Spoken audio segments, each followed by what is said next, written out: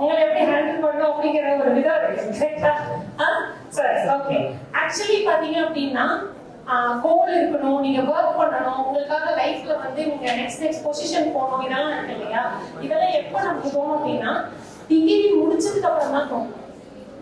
Degree முடிச்சதுக்கு அப்புறம் தான் உங்களுக்கு என்ன பண்ணுவோம் அப்படின்னா இந்த மாதிரி தாட்ஸ் எல்லாம் வரும். ஓகே, நம்ம நெக்ஸ்ட் என்ன பண்ணலாம் லைஃப்ல, என்ன ஆப்ஷன்ஸ் எல்லாம் இருக்கு அப்படிங்கறத அந்த ஃபைனல் இயர் ஸ்டேஜ்ல தான் நம்ம தேடவே ஆரம்பிப்போம். யாரெல்லாம் இங்க ஃபைனல் இயர் ஸ்டூடெண்ட்ஸ் இருக்கீங்க? ஃபைனல் இயர்ஸ் இப்போ கூட யோசிக்கிற க்ரௌடா? Right, okay, right, okay. So final year students வந்து பாத்தீங்க அப்படின்னா இப்போ எல்லாம் பிளான் பண்ணி வச்சிருக்கீங்களா? உங்களுக்கு நெக்ஸ்ட் என்ன பண்ணலாம் அப்படிங்கிற பிளானிங் இருக்கா? எத்தனை பேர் பிஜி சூஸ் பண்ணிருக்கீங்க? பிஜி படிக்கிற ஐடியா யாருக்குமே இல்லை. இங்க இல்ல. ஓகே, காம்படிட்டிவ் எக்ஸாம்ஸ் எங்க சைட்ல வந்து பாத்தீங்க அப்படின்னா காலேஜஸ்ல வந்து இந்த ஃபைனல் இயர்ல ஏ பி சி டி அப்படின்னு 4 கேட்டகரி பிரிச்சிருவாங்க. ஏ எல்லாம் வந்து பாத்தீங்கன்னா பிஜி படிக்கிறவங்க, பி எல்லாம் காம்படிட்டிவ் எக்ஸாம் படிக்கிறவங்க, சி எல்லாம் வந்து பாத்தீங்க அப்படின்னா ஏதாவது பிசினஸ் பண்ணிட்டு போகணும்னு நினைக்கிறவங்க, டி எல்லாம் மேரேஜ் பண்ணிட்டு போகணும்னு நினைக்கிறவங்க. இப்படி ஒரு 4 கேட்டகரி வந்து பிரிப்பாங்க. ஸோ நானும் என்னை இன்ட்ரடியூஸ் பண்ணிக்கிறேன். நானும் ஒரு அக்ரிகல்ச்சர் பேக்ரவுண்ட் கேண்டிடேட் தான். ஆக்சுவலா வந்து பிஎஸ்சி அக்ரிகல்ச்சர் தான் நானும் முடிச்சிருக்கேன். ஸோ அதனாலதான் நான் உங்களுக்கு வந்து பேசினா சரியா இருக்கும் அப்படின்னு சொல்லிட்டு இங்க வந்தது.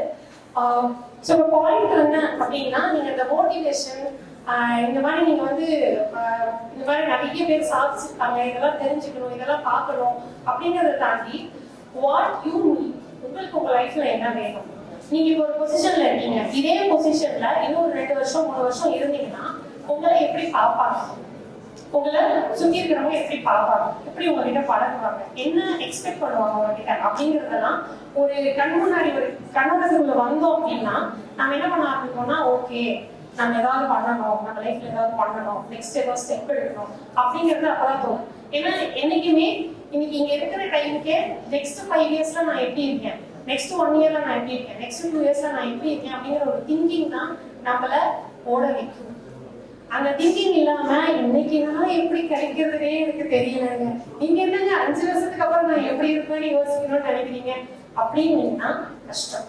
ஏன்னா இப்போ சார் சொன்ன எக்ஸாம்பிள்ஸ் எல்லாமே ரொம்ப கஷ்டப்பட்டு ரொம்ப ரொம்ப பின்தங்கிய நிலைமையில இருந்து ஏதாவது ஒன்று சாதிச்சு வரணும். இன்னைக்கு நமக்கு எல்லாமே கையில இருக்கு, கரெக்டா?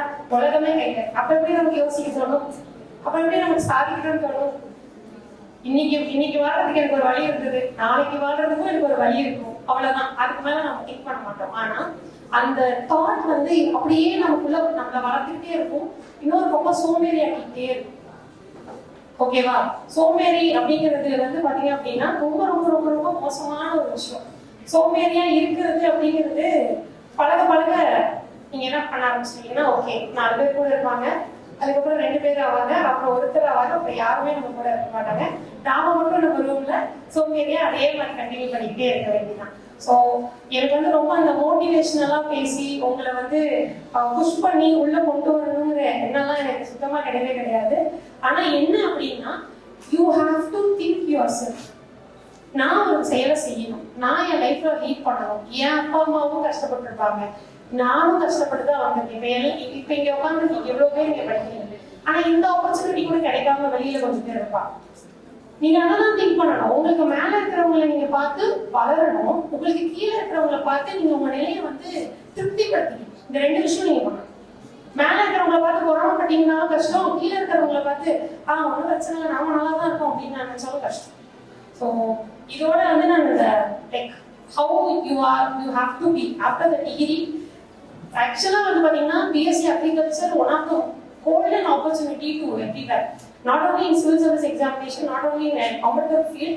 எந்த ஃபீல்ட் எடுத்துக்கிட்டீங்கனாலும் அக்ரிகல்ச்சர், நீங்க அக்ரிகல்ச்சர் படிச்சிருக்கேன்னு நாளைக்கு வெளியில சொன்னீங்கன்னாவே உங்களை ரொம்ப ப்ரௌடா பார்ப்பாங்க. நான் பார்த்துருக்கேன், நான் 8 வருஷமா அதை ஃபீல் பண்ணிட்டு இருக்கேன். அக்ரிகல்ச்சர் படிச்சிருக்கேன், நான் என்ன பண்ணிட்டேன், நீங்க அக்ரிகல்ச்சர் படிச்சிருக்கலாம் அப்படின்னு சொல்றாங்க அப்படின்ற அந்த ஃபீல் வந்து எனக்கும் இருக்கு.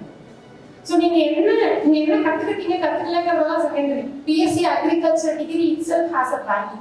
அந்த டிகிரி உங்களுக்கு ஒரு வேல்யூ இருக்கு. ஸோ அதனால அந்த டிகிரியை ஃபர்ஸ்ட் வந்து நீங்க இப்ப ஃபைனல் இயர்ல இருக்கீங்க, இல்ல வந்து second year, first year, third இயர்ல இருக்கீங்க அப்படின்னா கொஞ்சம் இன்னும் உங்களை இம்ப்ரூவைஸ் பண்ணி படிக்க ஆரம்பிங்க. கான்செப்சுவலா கொஞ்சம் லேர்னிங் எடுத்துக்கோங்க. நாளைக்கு போயிட்டு ஒரு ஃபார்மர், இப்போ நீங்க அக்ரிகல்ச்சர் முடிச்சுட்டு வீட்டுக்கு போகும்போது வரும் பூச்சா வெயிலுமா என்னமா பண்றதுன்னா இருக்கிறத பார்த்து சொல்றேன் அப்படின்னு சொல்லிட்டு போன் எடுக்கக்கூடாது. ஓகேவா, இது இந்த பூச்சு, இதுக்கான நோய் இது இந்த விஷயத்துக்காக இது வருது, இதை கட் ஆஃப் பண்ணுங்க அப்படிங்கிற ஜெனரல் இன்ஃபர்மேஷன் கொடுக்குற அளவுக்காக நம்ம அக்ரி படிச்சிருக்கிறதுக்கான அந்த பேசிக்ஸை நம்ம இது பண்ணும். இதுக்கு மேல இல்லைனாலும் இப்போ இனிமேட்டு வந்து கொஞ்சம் தெரிஞ்சு பார்த்து கரெக்டா வச்சுக்கோங்க. அது ஏன்னா நிறைய விஷயத்துக்கு வந்து பார்த்தீங்க அப்படின்னா தேவைப்படும். நிறைய இடத்துல வந்து பீப்புள் வந்து அதை படிச்சிருக்கேன்னு சொல்லுவாங்க, ஆனா அதுக்கப்புறம் எதுவுமே தெரியாத பேக்ரவுண்ட்ல சொல்றது. இப்போ யூபிஎஸ்சியில இருக்கிற ஸ்கோப் அண்ட் ஆப்பர்ச்சுனிட்டிஸ் நான் சொல்லிடுறேன். ஏன்னா civil service examinations is one of the examination, mother of the exam, all competitive எக்ஸாம்ஸ்னு சொல்லுவாங்க. ஏன்னா நீங்க சிவில் சர்வீஸ்க்குன்னு உங்க ப்ரிப்பரேஷனை ஸ்டார்ட் பண்ணீங்கன்னா நீங்க என்ன கைண்ட் ஆஃப் எக்ஸாமினேஷன் வேணாலும் எழுதலாம். அதுக்கப்புறம் அதுதான் பாயிண்ட். நீங்க சிவில் சர்வீஸ் எக்ஸாமினேஷனுக்கு ப்ரிப்பேர் பண்ணீங்கன்னா நீங்க நாளைக்கு ஒரு குரூப் 1 ஆஃபீஸர் ஆகலாம், குரூப் 2 ஆஃபீஸர் ஆகலாம், without any coaching, further coaching. அதுதான் நான் சொல்றேன். எஸ்எஸ்சி, பேங்கிங், ஆர்ஆர்பி எல்லாத்துக்கான பேஸ் வந்து காம்படிட்டிவ் எக்ஸாம்ஸ் இதுல இருக்கு, யூபிஎஸ்சில இருக்கு. ஏன் மேம் அப்படி சொல்றீங்க அப்படின்னா ஒரு சின்ன இன்ட்ரோடக்ஷன் யூபிஎஸ்சிக்கு. யூபிஎஸ்சியில சிவில் சர்வீஸ் எக்ஸாமினேஷன் அப்படிங்கிறது one of the examination. Every February month we got notification. இப்போ May 24th கமிங் சண்டே வந்து பாத்தீங்க அப்படின்னா எக்ஸாம் நடக்கும் போது, ப்ரிலிம்ஸ் நடக்கும் போது, அதுக்கப்புறம் ஒரு 50 டேஸ்லயே ரிசல்ட் வந்துடும். ரிசல்ட் வந்தா மீன்ஸ் ஒரு 2 மாசத்துல எழுதுவோம். 2 மாசத்துல எழுதின ரிசல்ட்டை வந்து திரும்ப ஒரு 2 மந்த்ஸ்லயே விட்டுருவாங்க. அப்போ வந்து இன்டர்வியூ ப்ரொசீஜர் ஸ்டார்ட் ஆகும். ஸ்டார்ட் ஆனா அடுத்த நோட்டிபிகேஷன் வர வரைக்குமே இன்டர்வியூ போயிடும். So every year without any delay இதே ஆர்டர்ல தான் நோட்டிபிகேஷன்ஸ் விடுறாங்க, எக்ஸாம்ஸ் நடக்குது, குவாலிஃபை ஆகுறாங்க. ஸோ 1000+ வேகன்சிஸ் வந்து இயர் ஆன் இயர் அனௌன்ஸ் பண்ணிட்டு இருக்காங்க. நம்ம சைட்ல அவேர்னஸ் ரொம்ப கம்மி, எஸ்பெஷலி சவுத் இந்தியாவிலேயே சவுத்ல ரொம்ப அவேர்னஸ் கம்மி. அதனால தான் சவுத் சைட்ல இருக்கிற ஆஃபீஸஸும் ரொம்ப கம்மி. First one. இன்னொன்று, யூபிஎஸ்சி நோட்டிஃபிகேஷன்ல என்ன பண்ணிருப்பாங்கன்னா women's candidates encourage to apply அப்படிங்கிறத எல்லா லைன்லயும் கொடுத்துருப்பாங்க. அப்போ விமன் ஜெனரலாவே அப்ளை பண்றதுல இதுல இன்னொரு பியூட்டி என்னன்னா விமனுக்கு அப்ளிகேஷன் காஸ்ட் கூட கிடையாது, 0. மென்ஸுக்கு 100 rupees, விமனுக்கு 0. ஆனா அது அந்த அப்ளிகேஷன் சார்ஜ் கூட இல்ல. ஆனா அந்த எக்ஸாம்ஸ்க்கு நம்ம அப்ளை பண்றது இல்லை, ஏன்னா அதை பத்தின அவேர்னஸ் இல்லை. First thing. இன்னொன்று வந்து எல்லாரும் பயப்படுற ஒரு விஷயம், யூபிஎஸ்சி அப்படிங்கிறது இந்தியா ஃபுல்லா காம்படிட்டர்ஸ் நடக்கிற ஒரு எக்ஸாம். இந்தியா ஃபுல்லா எழுதுறாங்க. It has negative marks. ஏன்னா பிலிம்ஸ்ல வந்து நெகட்டிவ் மார்க் சிஸ்டம் இருக்கு. ஓகே, நெகட்டிவ் மார்க் நம்ம ஒரு கொஸ்டின் கரெக்டா எழுதிட்டு அடுத்த கொஸ்டின் தப்பா எழுதுனா முன்னாடி கரெக்டா எழுதின மார்க்ல வந்து மைனஸ் பண்ணிடுவாங்க மார்க்கை. நாம ஏன் போய் இதுல மாட்டிக்கணும் அப்படிங்கிறது. இதுதான் எல்லா சென்ட்ரல் கவர்மெண்ட் எக்ஸாம்ஸ்லயும் வரும். யூ சூஸ் எஸ்எஸ்சி அதே தான், ஆர்ஆர்பி அதே தான், பேங்கிங் அதே தான். ஸோ நெகட்டிவ் மார்க்கிங் சிஸ்டம் பார்க்கலாம் நம்ம பயந்தோம் அப்படின்னா வேலைக்கே ஆகாது. அடுத்த கேட்டகரி இந்த ப்ரிலிம்ஸ், மெயின்ஸ், இன்டர்வியூ அப்படின்னு இந்த 3 கேட்டகரியில ப்ரிலிம்ஸ்ல வந்து சார் சொன்ன மாதிரி பொலிட்டிக்கல் சயின்ஸ் அப்படிங்கிற சப்ஜெக்ட் இருக்கு, அதே மாதிரி ஹிஸ்டரி இருக்கு, எக்கனாமிக்ஸ் இருக்கு, ஜியோகிரபி இருக்கு, environment, science and tech and current affairs. இதுல environment, science and tech and geography and some current affairs. ஏன்னா இது எல்லாத்துலயுமே நம்ம ஆல்ரெடி இங்க படிச்சுட்டு இருக்கோம் இல்லையா, படிச்சுட்டு இருக்கிற பேசிக்ஸ் தான் அங்க வரப்போகுது. ஸோ உங்களுக்கு வந்து கம்ஃபர்டபுள். இப்போ நீங்கள் வந்து ஒரு இன்ஜினியரிங் முடிச்சுட்டு வராங்க, சிவில் சர்வீஸ் எக்ஸாமினேஷன் ப்ரிப்பேர் பண்ண வராங்க, இல்லை வந்து ஏதாவது ஒரு ஆர்ட்ஸ் டிகிரி எடுத்துட்டு வராங்க அப்படின்னா அவங்களுக்கு வந்து அதை பற்றின புரிதலே இருக்காது. நீங்களாம் இங்கே வந்து மெட்ராலஜி அப்படின்னு சொல்லிட்டு ஒரு டிபார்ட்மெண்ட் படிச்சிருப்பீங்க ஃபர்ஸ்ட் இயர்ல. ஸோ உங்களுக்கு வந்து மழை எப்படி அடிக்குது, காற்று எப்படி அடிக்குது, என்ன வெலாசிட்டினா என்ன, விண்ட் ஸ்பீட்னா என்ன அப்படிங்கிறது எல்லாமே தெரிஞ்சிருப்பீங்க. இதுதான் ஜியோகிரபியில பேஸ். இதெல்லாம் நீங்க ஸ்டார்டே பண்ண போறீங்க. ஸோ ஏன் அக்ரிகல்ச்சர் ஃபீல்டுல இருக்கிறவங்க அதிகமா போஸ்டிங் வாங்குறாங்கன்னா இதுதான், இந்த ரீசன் தான். நீங்க யோசிச்சீங்கன்னா சார் வந்து பெரியவங்க சாரையும் சைலேந்திர பாபு ஐபிஎஸ் சாரையும் சொன்னாரு. இப்போ 2024ல சரண்யா ஐஏஎஸ் 125th ரேங்க். அவங்களும் ஒரு அக்ரிகல்ச்சர் பேக்ரவுண்ட்ல இருந்தவங்க தான். நம்ம அகாடமி ஒரு ஸ்டூடெண்ட். குரூப் 2 படிக்கிறேன்னு உள்ள வந்தவங்க, இன்னைக்கு அவங்க ஒரு ஐஏஎஸ் ஆஃபீஸர். ஸோ யாருக்கிட்ட என்ன பொட்டன்ஷியல் இருக்கு அப்படிங்கிறது கூட நமக்கு தெரியாது. குரூப் 2 உடைய மெயின்ஸ் படிக்க வந்தவங்க இன்னைக்கு ஒரு ஐஏஎஸ். ஸோ அதனால வந்து அக்ரிகல்ச்சர் பேக்ரவுண்டுக்கு நிறைய ஆப்பர்ச்சுனிட்டிஸ் இருக்கு. அண்ட் அடுத்து ப்ரிலிம்ஸ்ல எது, and we have second qualifying paper சிசாட்னு ஆப்டிடியூட், ரீசனிங் அண்ட் வந்து ரீடிங் காம்ப்ரிஹென்ஷன் 3 பார்ட் இருக்கும். இதுல நீங்க வந்து 66 மார்க்ஸ் எடுத்திருந்தாதான் காலையில ஒரு பேப்பர் எழுதிருப்பீங்க ஜிஎஸ்னு, அதை கரெக்ஷன் பண்ணுவாங்க. அதை வச்சுதான் நீங்க மெயின்ஸ் போறீங்களா இல்லையா டிசைட் ஆகும். this is the only hurdle to the entire crowd. எல்லாருக்குமே ஐயோ எப்படிப்பா காலையில ஒரு பேப்பர் எழுதணும், மதியம் ஒரு பேப்பர் எழுதணும், காலையில எழுதுற பேப்பரை கரெக்ஷன் பண்ணணும்னாலே மதியம் எழுதுற பேப்பர்ல 66 மார்க் நான் எடுத்துக்கணும். இதுதான் வந்து ஃபர்ஸ்ட் எல்லாரும் வெளியில போறீங்க. ஓகே இது நமக்கு வேண்டாம் அப்படின்னு நினைச்சிட்டு. ஆனா இந்த ஏரியால நம்ம சக்சீட் பண்ணிட்டோம்னா மெயின்ஸ் எஸ்பெஷலி அக்ரிகல்ச்சர் படிக்கிறவங்களுக்கு ரொம்ப ஈஸி. ஏன்னா நம்மள வந்து செமஸ்டர் 7 ரெக்கார்ட் 8 ரெக்கார்ட் எழுதி எழுதுறத பழக்க வச்சாச்சு. ஓகேவா? ரைட்டிங் ஸ்கில் அப்படிங்கிறது நமக்கு நார்மலாவே இருக்கு. ரெக்கார்ட்ல உங்க ரெக்கார்ட் நீங்க தான் எழுதுறீங்க. ஆமா ஃபைன்.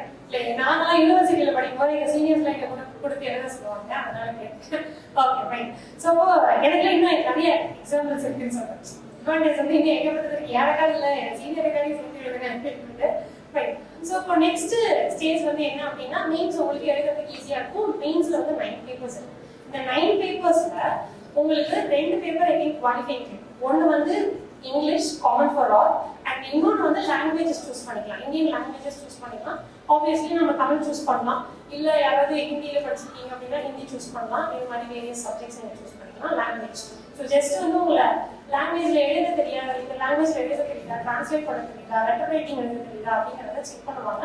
ஜஸ்ட் அந்த குவாலிஃபைங் நேச்சர் 75 மார்க்ஸ் எடுத்துருந்தீங்கன்னா போதும். அடுத்து இருக்கிற 7 பேப்பர்ல 4 paper GS1, GS2, GS3, GS4ன்னு 4 paper சொல்லுவாங்க.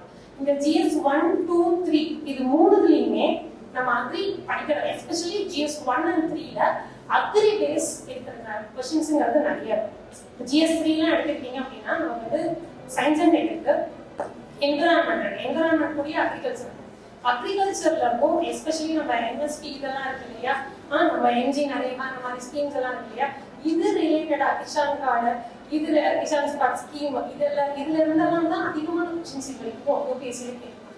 ஸோ மேக்ஸிமம் GS3ல நல்லா யார் ஸ்கோர் பண்ணுவாங்கன்னா அக்ரி ஸ்டூடெண்ட்ஸ் தான் ஸ்கோர் பண்ணுவாங்க. அடுத்து GS1 எடுத்துக்கிட்டீங்கன்னா அதுக்குள்ள ஜியாகிரபி இருக்கு. ஸோ அங்கேயும் நமக்கு என்ன அப்படின்னா ரொம்ப ஹெல்ப்ஃபுல்லா இருக்கும். And GS4 is ethics. எத்திக்ஸ்ங்கிறது ஒரு சிவில் சர்வெண்ட் எப்படி அறத்தோட இருக்கணும் அப்படிங்கிறத சொல்றதுக்காக அந்த பேப்பர். அதுக்கப்புறம் 2 பேப்பர் இருக்கு, அது ஆப்ஷனல். உங்களுக்கு என்ன பேப்பர் வேணுமோ அதை நீங்க சூஸ் பண்ணி எடுத்துக்கலாம். ஸோ அந்த பேப்பரை சூஸ் பண்ணி எடுக்கிறதுக்கு தான் நம்ம அக்ரிகல்ச்சர் சூஸ் பண்ணுறோம். ஏன்னா நம்ம பேசிய அக்ரிகல்ச்சர். So 500 marks. இப்போ நான் சொன்ன each paper contain 250 marks. So ஒவ்வொரு பேப்பர்லயும் 250 மார்க், மொத்தம் 1750 மார்க்குக்கு நீங்க எக்ஸாம் எழுதுவீங்க. இதுல அக்ரிகல்ச்சரல் ஆப்ஷனல் எடுத்துக்கிட்டீங்க அப்படின்னா 500 மார்க். இதுல அக்ரிகல்ச்சர் ஆப்ஷனல் ஹிஸ்டாரிக்கலா நீங்க பார்க்கும்போது அக்ரிகல்ச்சர் ஆப்ஷனல் சூஸ் பண்றவங்களால மோர் தென் 310 ஏன்னா 310ங்கிறதே டாப்பர் ரேங்க்ல இருக்கிறவங்களோட மார்க். இந்த 500 மார்க்குக்கு 310ங்கிறதே டாப்பரோட மார்க். அது வந்து தாராளமா நீங்க எடுக்கிறதுக்கான பாசிபிலிட்டி வந்து ஈஸியா ஸ்கோர் பண்ணலாம். ஏன்னா உங்களுக்கு வந்து கிராப் பிசியாலஜி, ஜெனெட்டிக்ஸ், நம்மளுடைய அக்ரானமி, ஹார்டிகல்ச்சர் இந்த சப்ஜெக்ட்ஸ் எல்லாம் தான் உள்ள இருக்க போகுது. நீங்க 4 வருஷம் என்ன படிச்சீங்களோ அதே விஷயங்கள் தான் உள்ள இருக்க போகுது. ஸோ ஏன் வந்து UPSC especially agriculture students easy நிறைய பேர் ஸ்கோர் பண்றாங்க, நிறைய பேர் டாப்பர் ஆகுறாங்க. இப்போ சார் சொன்னாரு இறையன்பு சார் வந்து டாப்பர், அந்த இயர்ல அவர் டாப்பர். இறையன்பு சாரை பார்த்துட்டு தான் அவருடைய அண்ணன் திருப்புகழ் IAS அவர் வந்து படிக்கிறாரு. தம்பி ஃபர்ஸ்ட் IAS ஆயிட்டாரு, அப்புறம் தான் அண்ணா IAS ஆயிருக்காரு அடுத்த அட்டம்ப்ட்ல. அதுவும் வந்து அவருக்கான ஏஜ் பார் ஆயிடுச்சு. கவர்மெண்ட் வந்து அந்த டைம்ல என்ன பண்ணிருக்காங்கன்னா 1 இயர் இன்க்ரீஸ் பண்ணிருக்காங்க ஏஜ். ஒரே ஒரு வருஷம் வந்து ரிலாக்ஸேஷன் கொடுத்துருக்காங்க. அந்த ரிலாக்ஸேஷன்ல சார் படிச்சு IAS ஆனாரு. Is a disaster management specialist. நம்ம இந்தியாவிலேயே வந்து பாத்தீங்கன்னா அவருடைய ப்ரொஃபைல் வந்து எல்லா இடத்துக்கும் தெரியும். நம்ம PM மோடி சார் வந்து பாத்தீங்க அப்படின்னா குஜராத்தோட CM-ஆ இருந்தப்ப அடிஷனல் செக்ரட்டரியா அதை ஒர்க் பண்ணியிருக்க எக்ஸ்பீரியன்ஸ் இருக்கு. நம்ம அகாடமியில வந்து பாத்தீங்க அப்படின்னா லாஸ்ட் இயர்க்கான disaster management class Thiruppugazh sir தான் எடுக்கவே செஞ்சார். ஸோ எல்லா ஸ்டூடெண்ட்ஸுமே அவர் தான் கிளாஸ் எடுத்தாரு. ஸோ அந்த அளவுக்கு ஒரு இம்பார்ட்டன்ஸ் இருக்கிற ஒரு ஏரியா அக்ரிகல்ச்சர் அப்படிங்கிறது. Base for everything. பிரதிபலித்து விளம்பு விட கண்குதித்து சூடாற்ற மருதுவில் நிலவரம்பில் முதல் பரப்பு தோன்றின நடுத்தோன்றி மண்தோன்றா காலத்தை வானோடு முன்தோன்றி மூத்தக்குடியாம் தமிழ் குடிக்கும் பொறுப்பிலை பிறந்து தன் புகழிலை வளர்ந்து தங்க திருப்பிலை இருந்து வைய ஏற்பிலை தவிர்த்த பிறை மறுப்பிலை படித்து மறுப்பிலை விளகின்ற தாய் தமிழை வணங்கி உழன்றும் ஏர் பின்னது உலகம் என்று சொன்னார் மூத்த தமிழர் பஞ்சவன். அதை கேட்டார் போல உழன்றும் ஏர் பின்னது உலகம் என்று சொன்னார் உங்களைத்தான் சொன்னார்.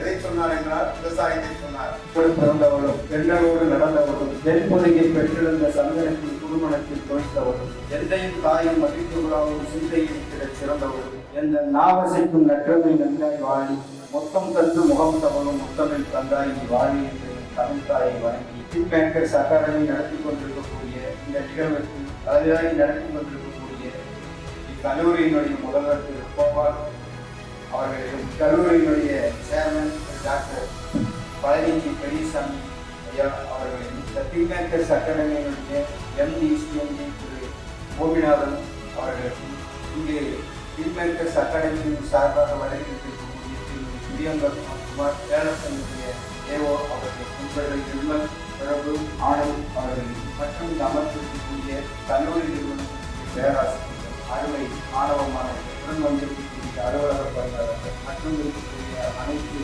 பணியாளர்களுக்கும் அனைவரையும் வருகை வந்து வரவேற்று என்னுடைய காலை வணக்கத்தை தெரிவித்துக் கொள்கிறேன்.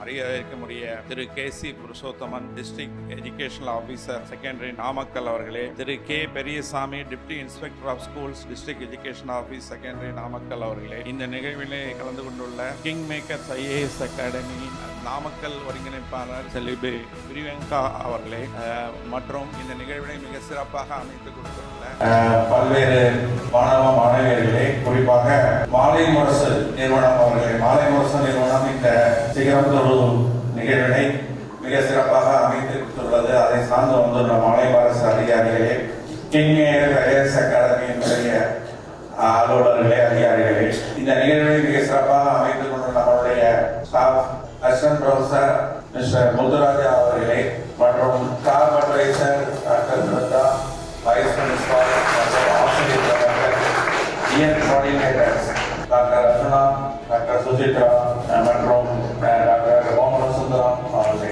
அனைவருக்கும் என்னுடைய வணக்கத்தை தெரிவித்துக் கொள்கிறேன்.